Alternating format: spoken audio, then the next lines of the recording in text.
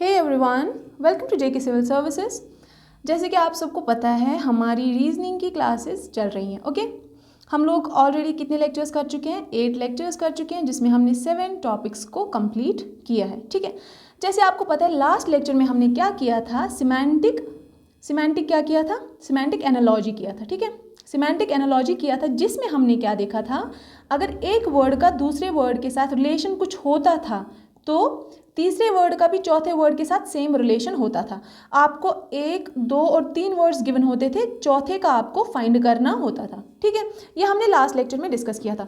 तो सिमिलरली अभी देखिए क्या होगा, नंबर एंड सिंबॉलिक एनालॉजी आपके सिलेबस में ये मेंशन है एक टॉपिक। नंबर में क्या होगा, आपको जैसे पिछले वाले में वर्ड्स दिए होते थे, तो इस बार वर्ड्स की जगह क्या दिए होंगे? नंबर्स दिए होंगे। जैसे 5, यहाँ पे 7 है। ठीक है, यहाँ पे 9 लिख लीजिए, तो यहाँ पे आपको पूछा जाएगा 5 का 7 के साथ क्या रिलेशन है? 5 में जब 2 ऐड करेंगे तो 7 बन जाएगा। ठीक, तो वैसे ही 9 का इसके साथ क्या रिलेशन होगा? 9 में जब 2 ऐड करेंगे तो यहाँ पे जो बन जाएगा वो आंसर होगा, तो 11। ठीक है, तो दैट मीन्स 9 में 2 प्लस कर रहे हैं, 11 आ रहा है। क्यों कर रहे हैं हम +2? क्योंकि पिछले वाले जो पेयर था उसमें भी +2 करके दूसरा हमें जो नंबर है वो मिल रहा था। इसको हम बोलते हैं नंबर एनालॉजी। एंड आपको यहाँ पे एक चीज़ बता दूँ, दैट दिस नंबर एनालॉजी जो है it is a very important topic. ठीक, वेरी इंपॉर्टेंट टॉपिक, बिकॉज जो जेके पीएसआई का एग्जाम है या जो जेके फाइनेंस अकाउंट्स असिस्टेंट का जो था उसके papers I was checking, and ये जो है नंबर एनालॉजी पे क्वेश्चन पूछा गया था। ठीक है, तो चलिए इसका आपको खास ख्याल रखना है। अगर आपको नंबर सीरीज़ आती है तो ये नंबर एनालॉजी भी आपके लिए it will be easy for you. ठीक, अब देखिए सिंबल एनालॉजी में क्या होता है? सिंबॉलिक एनालॉजी में क्या दिया होगा? आपको कुछ अल्फ़ाबेट्स दिए होंगे। ठीक, आपको क्या दिया होगा? यहाँ पे मान लीजिए ABCDEF दिया होगा। ठीक है, तो A का D के साथ क्या रिलेशन है? ABC, उसके बाद D आ रहा है। ठीक, तो वैसे ही FGH दिया होगा। ठीक है, तो F के बाद भी आपको क्या करना है? GH को स्किप करके यहाँ पे आ जाएगा। ठीक, क्योंकि A के बाद हम 2 स्किप करके D आ रहा था, तो F के बाद 2 स्किप करके I आ रहा है। ठीक है, तो ऐसे ही आपको रिलेशनशिप जो है वो फाइंड करना होता है। इसको हम बोलते हैं सिंबॉलिक एनालॉजी। ठीक है, तो आज देखिए, आज हम करेंगे हमारी एक तो सिंबॉलिक एनालॉजी डिस्कस करेंगे। ठीक है, ये सिंबॉलिक एनालॉजी है। इससे पहले हम क्या करेंगे? नंबर एनालॉजी को डिस्कस करेंगे। ये आपका सिंगल टॉपिक है। ठीक, जो सिलेबस है आपका उसमें सिंगल टॉपिक है नंबर एंड सिंबॉलिक एनालॉजी, इसलिए I have made a single video for it. ठीक है, 1 शॉट आपका ये वीडियो रहने वाला है। चलिए without ado let's get started with our lecture. Okay, choose the best alternative. 26:5 and 65:। ठीक है, अब देखिए यहाँ पे क्या यूज़ होगा। देखिए एक सेकेंड, हाँ देखिए 5:5 से क्या बन रहा है? 26 बन रहा है। कैसे? 5 5 = 25 + 1, दैट मीन्स x² + 1 यहाँ पे यूज़ हो रहा है। ठीक, तो यहाँ पे क्या हम लिखें? जिसको हम स्क्वायर करके फिर +1 करें। ठीक है, x का स्क्वायर +1 करना है हमें क्या मिलना चाहिए? 65 मिलना चाहिए। क्यों? क्योंकि जब हम 5 का स्क्वायर करते हैं 25 आ जाता है। 5 5 = 25, फिर जब +1 करते हैं तो वो बनता है 26। तो हमारे पास बन रहा है पैटर्न x² + 1। तो यहाँ पे भी x² 1 करके देख लेते हैं। ठीक, तो 6 का स्क्वायर +1 कर लीजिए ज़रा। 6 6 = 36 + 1 बनता है 37। तो ये तो आएगा नहीं क्योंकि हमें 65 चाहिए। ठीक, 7 का स्क्वायर कीजिए ज़रा। x² + 1 में 7 का स्क्वायर कीजिए। 7 7 = 49 + 1 50। हमें 50 भी नहीं चाहिए, वी वांट 65। ठीक, उसके बाद ज़रा 8 का कीजिए। 8 का कीजिए ज़रा।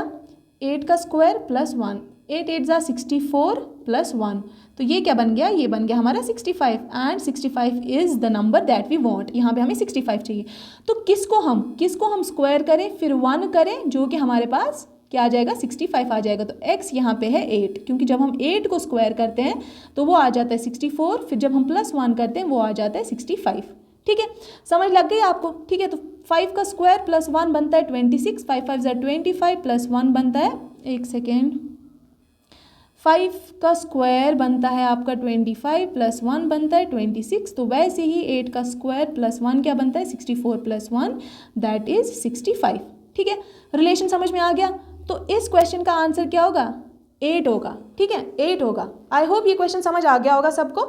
नंबर सीरीज़ अगर आपको आता है, अगर आपने नंबर सीरीज़ का मेरा लेक्चर देखा है तो ये आपके लिए ईजी रहेगा। देखिए, चूज़ द बेस्ट ऑल्टरनेटिव। ठीक, 3 का 21 के साथ जो रिलेशन है वही इसके साथ होगा। ठीक, सबसे पहले देख लीजिए 3 का 21 के साथ क्या रिलेशन है। 3 7 = 21, ठीक। 3 7 ज़ा 21, या आप इसको कैसे कर सकते हैं, 21 को जब हम 7 से डिवाइड करते हैं तो हमें मिलता है 3, ठीक है। तो इसको जब हम 7 से डिवाइड करेंगे तो हमें क्या मिलेगा, हमें मिलेगा 7 1 ज़ा 7, 7 8 ज़ा 56, 7 2 ज़ा 14, 82, ठीक है ना। देखिए 21 को हमने 7 से किया तो हमें मिला 3, 7 1 ज़ा 7, 7 3 ज़ा 21, 3 मिला। तो वैसे ही हम 574 को जब 7 से डिवाइड करेंगे तो 7 1 ज़ा 7, 7 8 ज़ा 56, 7 2 ज़ा 14, हमें क्या मिलेगा 82। तो जो हमें मिलता था वो हम यहाँ पे लिख देते थे, ठीक है। तो यहाँ पे लिख देते थे, तो यहाँ पे लिख दो 82, ठीक है। तो 82 इज़ द आंसर, ठीक है। आई होप ये भी आपको क्लियर हो गया होगा। अब चलते हैं नेक्स्ट क्वेश्चन पे, चूज द बेस्ट ऑल्टरनेटिव 42, 56, 72। देखिए ये इंपॉर्टेंट क्वेश्चन है, ये भी नंबर सीरीज पे ही डिपेंडेंट है। क्या दिया हुआ है, 42:56, उसके बाद ये 72:what, ठीक है। ये हमें फाइंड करना है, 72 है ये फाइंड करना है, ठीक है। अब देखिए 42 किसको 6 7 ज़ार जब हम करते हैं, 6 7 ज़ार हम क्या करते हैं, 6 7 ज़ार 42 एंड एक सेकेंड, हाँ ये देखिए अब नेक्स्ट क्वेश्चन में क्या हो रहा है, 42 को हम कैसे लिख सकते हैं, 6 7 ज़ा 42, ठीक। वैसे ही 56 को हम कैसे लिख सकते हैं, 7 8 ज़ा 56, ठीक। तो क्या चल रहा है, 6 के बाद यहाँ पे 7, ठीक है, 6 × 7, देखिए एक सेकेंड 6 के बाद यहाँ पे 7, यहाँ पे 7 के बाद 8, ठीक है। तो यहाँ पे 7 के बाद 8 आना चाहिए और 8 के बाद यहाँ पे 9 आना चाहिए, तो 8 9 ज़ा 72। इसमें भी फिर एक ऐड होके यहाँ पे 9 आएगा, इसमें भी एक ऐड होके यहाँ पे 10 आएगा, तो यहाँ पे इंटू लग जाएगा, तो 9 10 ज़ा कितना हुआ 90, ठीक है। 9 10 ज़ा हो गया 90। तो इसका आंसर जो है दैट विल बी हमारा 90 जो है वो इसका आंसर रहने वाला है, ठीक है। यहाँ पे हमें फाइंड करना था, तो इसका आंसर विल बी 90। कैसे किया आपने, 6 7 ज़ा 42, जब अगले में गए तो ये 6 में क्या होगा, +1 होगा, 7 आ जाएगा यहाँ पे, ये 7 में भी +1 होगा, उन दोनों का फिर मल्टीप्लाई बनता है हमारा 56। वैसे ही फिर 7 के बाद हमने क्या किया, 8 को एक प्लस किया, और 8 के बाद क्या किया 9, 8 में एक प्लस किया, ठीक है। तो 8 9 ज़ार आ गया 72, हमें ये टर्म बन गई। अब ये टर्म कैसे लाए, 8 में एक ऐड करो 9 बन गया, 9 में एक ऐड करो 10 बन गया, उन दोनों को मल्टीप्लाई करके हमें ये मिलता है, ठीक है। ये यहाँ पे बन रही थी सीरीज, ये है नंबर एनालॉजी। आई होप ये क्वेश्चन भी आपको क्लियर हो गया होगा, ठीक है। अब देखिए अगर आपकी ट्रिक्स जो है ना, अगर आपकी ट्रिक्स या पैटर्न्स कह सकते हैं हम लोग, अगर आपके पैटर्न्स कुछ और बन रहे हैं, आंसर सही आ रहा है, तो देयर इज़ नो प्रॉब्लम, ठीक है, कोई प्रॉब्लम नहीं है। आप ज़रूरी नहीं है कि जो मैं यहाँ पे बता रही हूँ आप वही यूज़ करें, आप अपना दिमाग लगा के जैसे भी आपको ट्रिक, जिस भी ट्रिक से आपका आंसर आता है, you can use any trick, but provided that your answer should be correct, ठीक है। चलिए आगे चलते हैं। देखिए 7:30 एंड 17:। देखिए 7 से 30 कैसे आएगा, एक सेकेंड यहाँ पे लिख देते हैं इसको, क्योंकि वहाँ पे प्रॉब्लम हो जाती है। यहाँ पे लिख देते हैं 7:30 एंड 17:। ठीक, देखिए 7 4 ज़ा 28, 7 4 ज़ा 28 प्लस फिर 2 आता है, ठीक है। तो 7 को कैसे हमने किया, 4 से किया, तो 17 को 4 से करिए इंटू 4 प्लस, देखिए हमने क्या किया, इंटू 4, 7 को इंटू 4 किया, फिर प्लस 7 4 ज़ा जब किया तो 28 आया, फिर हमने +2 किया, तो 17 को भी 4 से कीजिए फिर +2 कीजिए, ठीक है। ये बन रहा है हमारी ट्रिक, ठीक। तो 17 को ज़रा 4 से कीजिए, 68 बन रहा है, तो 68 + 2 क्या बनेगा, 68 + 2 बनेगा 70। तो यहाँ पे 70 विल बी योर आंसर। देखिए ज़रा 70 है, 70 इज़ द राइट ऑप्शन, ठीक है। आई होप ये आंसर भी, ये क्वेश्चन भी आपको क्लियर हो गया होगा। क्या कर रहे थे, 7 को फर्स्ट डिजिट को हम 4 से मल्टीप्लाई कर रहे थे, फिर 2 ऐड कर रहे थे, ठीक। तो फर्स्ट डिजिट को जब 4 से मल्टीप्लाई किया 68 आया, +2 किया तो हमारे पास 70 आया, ठीक है। देखिए रीजनिंग में क्या होता है, आपको बहुत ज़्यादा ध्यान देना पड़ता है। अगर एक जगह भी, जैसे गाड़ी चलाते हैं, एक जगह भी अगर हमारी नज़र इधर उधर भटकी तो प्रॉब्लम हो सकती है, वैसे ही रीजनिंग में भी या मैथ्स में भी आपको हमेशा ध्यान देना होता है। इधर उधर अगर नज़र भटकी तो प्रॉब्लम हो सकती है, ठीक है। तो प्लीज़ कॉन्सेंट्रेट कीजिए, ओके। अब देखिए 9 से 81 कैसे आ सकता है, सबको पता है 9 9 ज़ा 81, ठीक है। तो वैसे क्या करना है, 9 को हमने 9 के साथ मल्टीप्लाई किया, तो 12 को हमने 12 के साथ मल्टीप्लाई करना है, ठीक। आंसर जो आएगा वो हमारा यहाँ पे होगा, ठीक है। तो 9 9 ज़ा 81, 12 12 ज़ा 144, ठीक है। 9 का स्क्वायर यहाँ पे हो रहा है, यहाँ पे 12 का स्क्वायर हो रहा है, ठीक है। तो 144 इज़ द आंसर। तो 144 आपका क्या रहेगा, आंसर रहेगा, ठीक। चलिए आगे चलते हैं। देखिए उसके बाद क्या हमारा यस। अब देखिए 6 से हम 17 कैसे जाएंगे, 6 3 ज़ार कीजिए ज़रा, 6 3 ज़ार 18, 6 को जब मल्टीप्लाई किया 3 से 18 आ गया, -1 कीजिए तो -1 करेंगे तो 17 आ जाएगा। वैसे ही ज़रा 9 को 3 के साथ मल्टीप्लाई कीजिए, 9 3 ज़ार 27, 27 -1 कीजिए तो क्या आ जाएगा आपका 26 आ जाएगा। ठीक है, देखिए क्या किया, 6 को 3 के साथ मल्टीप्लाई किया, 6 3 ज़ार 18, 18 से फिर 17 कैसे आया, -1 किया, पहले इंटू 3 किया फिर -1 किया। ठीक है, इंटू 3 किया, फिर यहाँ पे जब -1 करेंगे तो क्या आ जाएगा, 9 को 3 के साथ मल्टीप्लाई किया, 9 3 ज़ार 27, -1 किया तो 26 आया। तो 26 जो है that will be your answer. ठीक, चलिए आगे चलते हैं। हमारी यहाँ पे हो गई है नंबर एनालॉजी जो है वो हमारी कंप्लीट हो गई है। अब हम क्या करेंगे, सिंबल एनालॉजी। ठीक है, सिंबल एनालॉजी करेंगे। देखिए ये जो सारे टॉपिक्स हैं ये रिलेटेड है। नंबर एनालॉजी जो है वो आपका नंबर सीरीज़, नंबर एनालॉजी आपका नंबर सीरीज़ से जुड़ा हुआ था। ठीक, और जो सिंबॉलिक एनालॉजी है वो आपका सिमेंटिक सीरीज़ के साथ जुड़ा हुआ है, जो हमने पीछे किया, सॉरी अल्फ़ाबेटिकल सीरीज़ के साथ। ठीक है, अल्फ़ाबेटिकल सीरीज़ के साथ जुड़ा हुआ है जो हमने पीछे किया है। ठीक है, तो आप देखिए सभी टॉपिक्स जो है वो एक दूसरे के साथ जुड़े हुए हैं। चलिए देख लीजिए, अभी पहला क्वेश्चन करते हैं हमारी सिंबॉलिक एनालॉजी में। ठीक, देखिए बी से जा रहा है जे, ठीक, फिर बी से जैसे जे जा रहा है वैसे ही आर से क्या जाएगा। ठीक है, B C D E F G H I. ठीक, 1 2 3 4 5 6 7।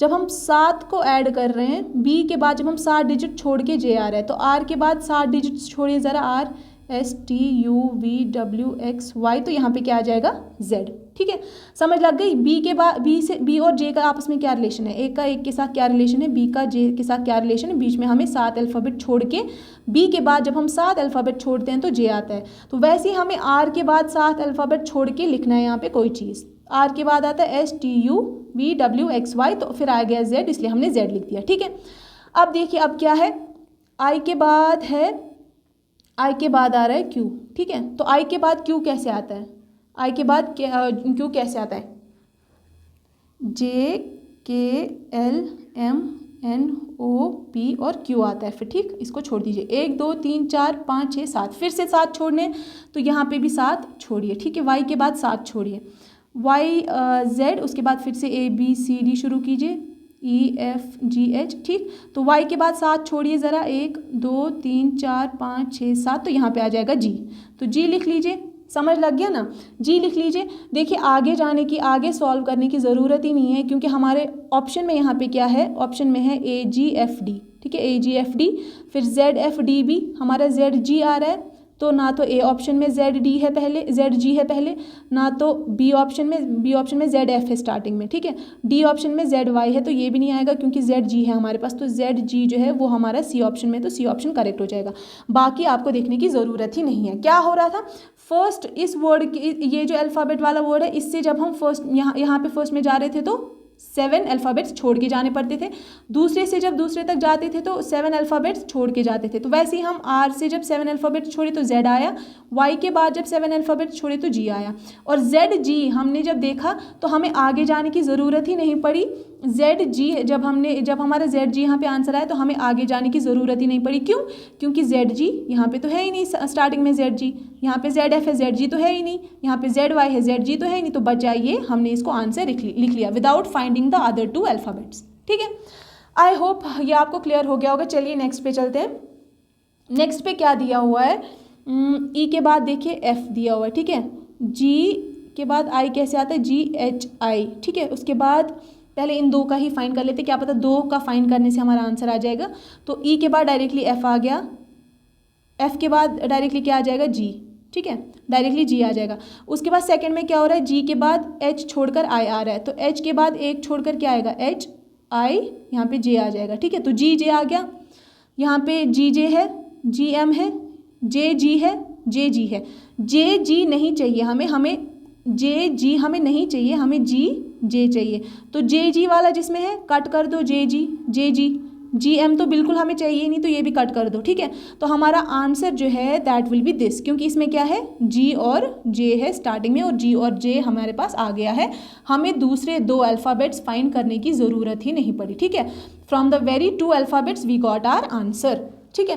तो चलिए आई होप ये क्वेश्चन भी आपको समझ आ गया। ठीक, चलिए नेक्स्ट देखते हैं। अभी नेक्स्ट में क्या है, ए के बाद जा रहा है आई, तो ई के बाद क्या जाएगा। ठीक है, ए के बाद B C D E F G H, फिर आ रहा है आई। तो कितने हमने किए, 1 2 3 4 5 6 7, 7 स्किप किए। तो ई के बाद 7 स्किप कीजिए, ई एफ जी एच आई जे के एल, तो यहाँ पे एम लिख लीजिए। ठीक, एम लिख लीजिए। देखिए ए के बाद, ए से जब हम आई जा रहे थे तो 7 को स्किप करते थे, 7 अल्फ़ाबेट्स को। ई से जब हम 7 अल्फ़ाबेट स्किप करेंगे तो हमें मिल रहा है एम। ठीक है, ये समझ लग गई। तो एम देखिए कहाँ पे है, यहाँ पे एल आर है, यहाँ पे एम एस है, यहाँ पे पी वी है, यहाँ पे एस वाई है। हमारे पास स्टार्टिंग में एम आना चाहिए, यहाँ पे एस है तो गलत, यहाँ पे पी है हमें एम चाहिए तो गलत, यहाँ पे एल है स्टार्टिंग में हमें एम चाहिए तो गलत, एम तो सिर्फ हमें बी ऑप्शन में मिल रहा है। तो ठीक है, हमें पहले अल्फ़ाबेट से ही आंसर मिल गया, हमें दूसरा अल्फ़ाबेट फाइंड करने की ज़रूरत ही नहीं पड़ी। ठीक है, समझ आ रहा है आपको? अगर समझ आ रहा है तो लाइक ज़रूर करना। ओके, चलिए आगे चलते हैं हमारे नेक्स्ट क्वेश्चन पे। ओके, आई होप आपको समझ आ रहा है। ठीक है, देखिए ए से जब हम जेड तक जा रहे हैं, ठीक, हाँ देखिए ए जब हम अल्फ़ाबेट्स लिखते हैं, जब लास्ट में हम पहुंच जाते हैं, जेड तक पहुंच जाते हैं, जेड के बाद फिर से ए बी आता है। ठीक है, तो ए के बाद मान लीजिए हमने एक सेकेंड, हाँ तो देखिए जेड के बाद क्या आ रहा है, ए। ठीक है, तो जेड के बाद ए आता है, उसके बाद ये बैकवर्ड चल रहा है। ठीक है, लेकिन यहाँ से सेकंड नंबर जो है वो फॉरवर्ड चल रहा है, एस के बाद टी आता है, आर एस टी, एस के बाद टी आता है, फॉरवर्ड जा रहा है। पहले वाले में क्या जा रहा था, ए के बाद जेड आ रहा था तो बैकवर्ड जा रहा था। ठीक, एस से टी आता है तो फॉरवर्ड जा रहा था। ठीक है, तो यहाँ पे देख लीजिए पहले वाले में बैकवर्ड चलेगा। ठीक है, बैकवर्ड चलेगा, दूसरे वाले में क्या चलेगा, फॉरवर्ड चलेगा। ठीक है, दैट मीन्स आगे चलेगा। तो U, R S T U V, backward चलेगा यू के बाद, तो यहाँ पे टी लिख लीजिए, यहाँ पे टी लिख लीजिए। ठीक, उसके बाद दूसरा आई है, ई एफ जी एच आई जे के, आई में क्या चलेगा, आई में फॉरवर्ड चलेगा, एफ लिखा है, आई में फॉरवर्ड चलेगा तो जे आना चाहिए, टी उसके बाद जे आना चाहिए। ठीक है, तो क्या टी जे कहीं पे है, देखिए आपका क्या है, एल आर आर सी है, टी जे एन ए है, एन टी वी सी है and L T T C है। ठीक, तो यहाँ पे क्या आ जाएगा, एक बार हम और सॉल्व कर लेते हैं, उसके बाद क्या आ जाएगा, फिर जा रहा है, फिर जो तीसरा वर्ड है वो फिर से बैकवर्ड जा रहा है। ठीक है, एस टी। ठीक, तो हाँ, एक सेकेंड, इसको छोड़ दीजिए आप, एक सेकेंड, इस ट्रिक को छोड़ दीजिए, फिर से एक बार देख लेते हैं। ठीक है, फिर से एक बार देख लेते हैं, ठीक चल रहे थे हम लोग। ठीक है, एक बार फिर से कर लेते हैं। देखिए जब Z आता था उसके बाद A B C D फिर से शुरू होता था। ठीक, तो फर्स्ट में क्या जा रहा है, A से Z जा रहा है, A से Z जा रहा है मीन्स बैकवर्ड। ठीक, बैकवर्ड जा रहा है, तो U के बाद देखिए R S T U। ठीक, क्या जा रहा था, R S T U V। ठीक, U देखिए यहाँ पे हमारे पास क्या था, A से Z जा रहा था मीन्स A से Z जा रहा था, तो U से कहाँ जाएगा, U से T जाएगा ना, पीछे जाएगा, A से Z जा रहा था तो U से पीछे T जाएगा, तो यहाँ पे क्या आ जाएगा, T। ठीक है, उसके बाद अगर मैं सेकंड को देखूँ, सेकंड को क्या है, वो सीधा है। ठीक है, S T, S के बाद R S T आता है ना, तो S का सीधा है फॉरवर्ड की तरफ। ठीक, S के बाद सीधा T आ रहा है तो फॉरवर्ड लिखा हुआ, तो I के बाद क्या आ जाएगा, E F G H I J, तो I के बाद डायरेक्टली J आ जाएगा, तो यहाँ पे J लिख लीजिए, T और J। ठीक है, ऑप्शन देख लीजिए, L R R C T J N A N T V C and L T T C। T और J हमारा पहले आना चाहिए, तो T और J जो है वो तो सिर्फ और सिर्फ B ऑप्शन में है, तो ये हमारा करेक्ट हो जाएगा। ठीक, देखिए आगे और हम लोग क्या करते हैं, इसको वेरीफाई करते हैं। आंसर हमारे पास आ गया है T J, लेकिन बाकी दो अल्फ़ाबेट्स को भी एक बार देख लेते हैं। ठीक, उसके बाद पहले हम क्या जाते बैकवर्ड, फिर हम फॉरवर्ड जा रहे थे। ठीक, Z के बाद A आ रहा था, पहले हम बैकवर्ड जा रहे थे फिर फॉरवर्ड जा रहे थे, अब फिर से बैकवर्ड जाएंगे, S के बाद T आता है। ठीक है, S के बाद T आता है, S के बाद T आता है, तो हम लोग क्या गए, R S T, T के बाद S आता है ना, T के बाद S आता है। हाँ, यहाँ पे देख लीजिए हमने क्या किया, यहाँ पे T है, थर्ड में क्या है, T है, तो T से S जा रहे हैं हम लोग, T से हम लोग S जा रहे हैं। ठीक है, O से हम लोग क्या जाएंगे, L M N O, O से हम लोग N में जाएंगे, बैकवर्ड जा रहे हैं ना, N जाएंगे। ठीक, देख लीजिए T J N और लास्ट में आ जाएगा आपका Z से हम कहाँ जा रहे हैं, Z से हम कहाँ जा रहे हैं, A जा रहे हैं, तो आपका आ जाएगा answer T J N A। I hope आपको पहले दो अल्फ़ाबेट्स फाइंड करने आ रहे होंगे, यहाँ पे थोड़ी सी खिचड़ी पक गई।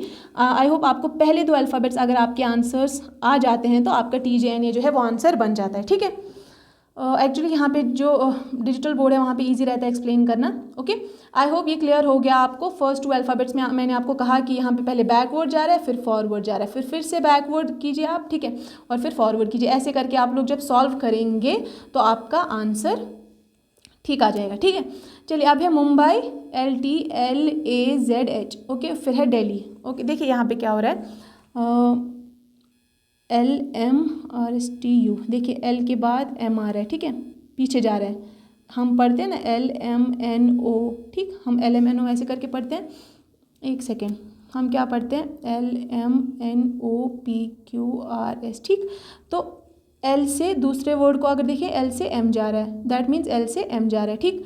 तो यहाँ पे क्या जाएगा, कहाँ से D जाएगा, L के बाद आता है LM, ठीक है, तो C के बाद आएगा, C के बाद क्या आ जाएगा, D आ जाएगा, ठीक। ओके, आई होप क्लियर हो रहा होगा, ठीक है। देखिए ABCDEFGH, जैसे M से पहले क्या आ रहा था, L, तो M से पहले L आ रहा था, ठीक। वैसे ही D से पहले क्या आएगा, D से पहले C आएगा, तो यहाँ पे C लिख लिया, ठीक है। ऐसे करके करना है, आई होप क्लियर हो गया होगा। उसके बाद U से पहले क्या आ रहा था, T, RS, देखिए RSTU, U से पहले T आ रहा है, ठीक। तो E से पहले क्या आ जाएगा, D, तो यहाँ पे D लिख लो, ठीक। उसके बाद M से पहले आ रहा है L, फिर से M से पहले आ रहा है L, तो यहाँ पे L से पहले क्या आएगा, ABCDFGHIJKL, यहाँ पे K आ जाएगा, ठीक, तो यहाँ पे K लिख लीजिए। ओके, उसके बाद B से पहले आ रहा है A, तो H से पहले क्या आ जाएगा, H से पहले G आ जाएगा, ठीक, तो यहाँ पे G लिख लीजिए। उसके बाद कहाँ पहुँचे हम लोग, उसके बाद A से पहले क्या आता है, Z, A से पहले Z आता है, तो I से पहले क्या आता है, I से पहले आता है आपका GHI, I से पहले आपका क्या आ जाता है, आपका H आ जाता है, ठीक है, H आ जाता है। तो आंसर क्या बन गया, CDKGH, ठीक, आंसर क्या बना, CDKGH। ये क्वेश्चन समझ लग गया। देखिए क्या करना है, और देखिए क्या करना है, CDKGH, पहले आंसर देख लेते हैं। CDKGH तो है नहीं, ये नहीं आएगा, CD आना चाहिए पहले, ये नहीं आएगा, CD पहले आना चाहिए, ये नहीं आएगा, CDKGH, ठीक है, CDKGH, ये इसका आंसर रहेगा। कैसे किया हमने, देखिए कैसे किया हमने, M से पहले आता है L, वैसे ही D से पहले आता है C, ओके, ये क्लियर हो गया। उसके बाद U से पहले आता है T, तो वैसे ही E से पहले आता है D, तो D आ गया यहाँ पे, ठीक है। उसके बाद क्या करना है, M से पहले फिर से L आता है, तो L से पहले क्या आता है, L से पहले आता है K, ठीक है, ये भी हो गया। उसके बाद B से पहले आता है A, तो H से पहले क्या आता है, G, ठीक, H से पहले आता है G। वैसे ही A से पहले आता है Z, और I से पहले क्या आता है, I से पहले आपका आता है H, ठीक है। तो ये आपका आंसर बन रहा था, ऐसे करना था इसको। आई होप क्लियर हो गया होगा ये भी। देखिए आज का हमारा लास्ट का क्वेश्चन है, ठीक, KMF is to LLH, okay, फिर RMS इज़ टू वॉट, ये हमें देखना है, ठीक। देखिए अगर हम पढ़ेंगे ABCD तो JKL, K के बाद डायरेक्टली L आता है, तो K के बाद डायरेक्टली L लिख लीजिए, R के बाद डायरेक्टली यहाँ पे, ओके, R के बाद डायरेक्टली यहाँ पे S लिख लीजिए, ठीक है, S लिख लीजिए, यहाँ तक तो ईजी लग रहा है। LMNO, L के बाद हमें क्या लगता है, हम L के बाद क्या आता है M, तो JKL, उसके बाद L के बाद क्या आता है M, ठीक है, उल्टा जाना है। तो किसके बाद आता है M, यहाँ पे भी L के बाद आता है M, यहाँ पे भी ऐसे ही बन रही है ना, L के बाद आता है M, ठीक। उसके बाद EFGH, F के बाद आता है H, कैसे, जब हम G को स्किप करेंगे, ठीक है, F के बाद आता है H जब हम G को स्किप करेंगे। S के बाद क्या आएगा, T को स्किप करेंगे तो U आ जाएगा, ठीक है, STU आता है ना, स्किप करेंगे S को तो उसके बाद U आ जाएगा, तो यहाँ पे आ जाएगा SLU। तो SLU देखिए आपका क्या है, B ऑप्शन है। आई होप ये भी क्लियर हो गया होगा, ठीक है। अभी आपको एक क्वेश्चन जो है वो होमवर्क के लिए दे देती हूँ, ठीक है। आई होप ये क्लियर हो गया होगा। एक तो हमने क्या किया, एक तो हमने ये किया सिम्बॉलिक एनालॉजी आज हमने किया, और उसमें हमने नंबर एनालॉजी किया, ठीक है। ये एक ही टॉपिक है आपके सिलेबस में मैंशनड। आपको एक क्वेश्चन दे देती हूँ, ठीक है, एक या दो क्वेश्चन दे देते हैं आपको होमवर्क के लिए, जस्ट अ सेकेंड। हाँ देखिए आपको होमवर्क के लिए क्वेश्चन दे देती हूँ, ठीक, यहाँ पे दे देते हैं A, B एंड यहाँ पे दे देते हैं आपको C, ठीक है, is to Z, Y and X, ठीक। उसके बाद आपको दे देते हैं D, DEF=, यहाँ पे आपको आंसर करना है। ठीक, ऑप्शंस आपको दे देते हैं। ठीक है, एक तो ऑप्शन है GHI, यहाँ पे और क्या दे आपको, एक सेकेंड, आपको देते हैं, ठीक है, ये दे देते हैं आपको, दे देते हैं। ठीक, एंड आपको एक सेकेंड, आप यहाँ पे एक थोड़ी सी चेंज करो इसमें, यहाँ पे क्या दिया मैंने, ABC=ZYX, DEF=, यहाँ पे आप ये लिख लो, एंड U। ठीक है, उसके बाद दूसरा ऑप्शन क्या है, DEF, ये लिख दो। ठीक है, उसके बाद D के साथ F लिख दो, X लिख दो, एंड F के साथ T लिख दो। ठीक है, ये आपके 4 ऑप्शंस हैं।